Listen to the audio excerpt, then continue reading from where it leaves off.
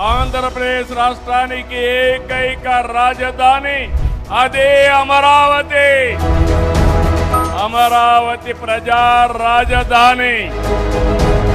అమరావతి రైతుల త్యాగంతో, ప్రజల నమ్మకంతో రూపుదిద్దుకున్న రాజధాని. విభజన తర్వాత రాజధాని కోసం ఎదురు చూసిన ఆంధ్రప్రదేశ్ ప్రజలకు అమరావతి ఒక భవిష్యత్తుగా మారింది. కానీ మధ్యలో వచ్చిన మార్పులు, సందిగ్ధతలు ఆ అభివృద్ధి ప్రయాణాన్ని అడ్డుకున్నాయి. ఇప్పుడు కూటమి ప్రభుత్వం అధికారంలోకి వచ్చినప్పట్నుంచి అమరావతి పనులు మళ్లీ వేగం పుంజుకున్నాయి. దేశ పార్లమెంట్ ఆమోదంతో అమరావతి చరిత్రలో కొత్త అధ్యాయం ప్రారంభమైంది.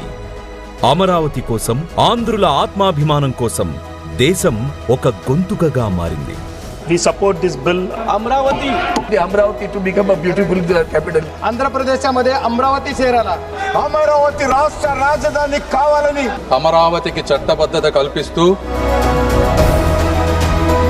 కాశ్మీర్ నుంచి కన్యాకుమారి వరకు దేశం మొత్తంగా ఒకే మాట చెప్పింది: అమరావతి ఆంధ్రుల రాజధాని. ఈ చారిత్రాత్మక నిర్ణయంతో అమరావతి రాజధానిగా మరింత బలమైన పునాది ఏర్పడింది.